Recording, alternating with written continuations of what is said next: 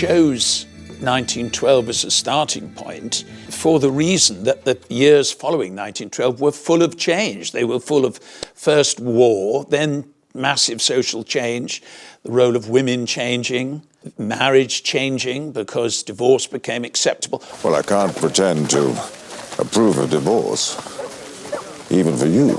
And you can't learn to live with it, even for Rose's sake? Once you've got interclass romances, you've got romances in the workplace, you've got all of these things in Downton. Characters are having to fight the norm in order to achieve what they want.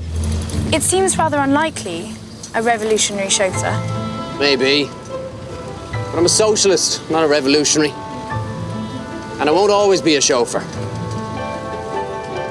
The Sybil Branson romance couldn't have happened at the very beginning of the first series because we needed to establish the barriers of that world so that by the time they got to it... We know how abnormal... We know how abnormal it is and the huge hurdles they're going to have to cross. Whatever is holding Sybil up? She was going on about her new frock. Not only did the audience understand the world in which they lived, but they'd understood that Sybil was a free spirit. From her costume, from the way she was. My favourite Sybil and Branson scene is they're not together in it, but Sybil is showing off her extraordinary outfit. Pantaloons. Her pantaloons. Oh, he's in the window. He's just peering in through the window. I love that moment.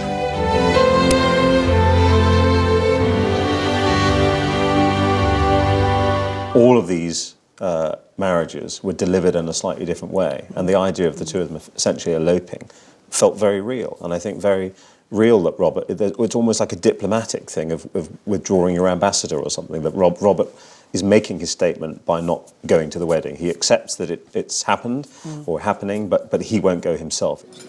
I liked the idea of Mary as now a widow. She's not an untouched young flower.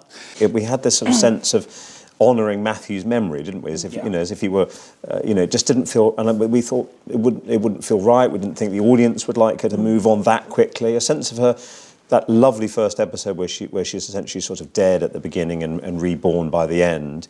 So people wanted a sense that she was getting on with her life, but not that she was going to sort of leap straight back in the saddle. And it was interesting how with that original plan sort of moved. We realised that this was a 2-year story, not a 1-year story. It means that I know that I've spent too long in the land of the dead. We were very fond of Mr. Crawley, you know, my lady. All of us. I liked Julian's performance as Blake. I thought he was very attractive and kind of rounded as a character. Why, what are you doing tonight? Nothing. Then why not have dinner with me? Don't you have plans? None that I want to honour. I'll come for you a date. Nowhere too swanky. I haven't bought the right clothes. A second marriage is quite difficult in that you have a much clearer idea of what you're getting into. I thought you were spot on with that whole way that she thinks, yes, I'll try it out with Tony Gillingham, and it felt very, I absolutely very real. loved that, the idea that you would go, well, OK, I'm going to go away for him for a week. I'm going to sleep with him. It's an important part of our arrangement. And she thought she was in love with him and then realised, oh, Lord, I don't want this. I love you and you love me.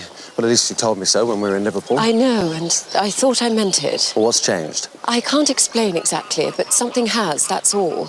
We needed an unsuccessful romance. We needed a proposal that was refused, because that's life. You were just what I needed when I needed it. I hope you know that. Well, I know a lot of things. And one of them is not to mess with Lady Mary Crawley.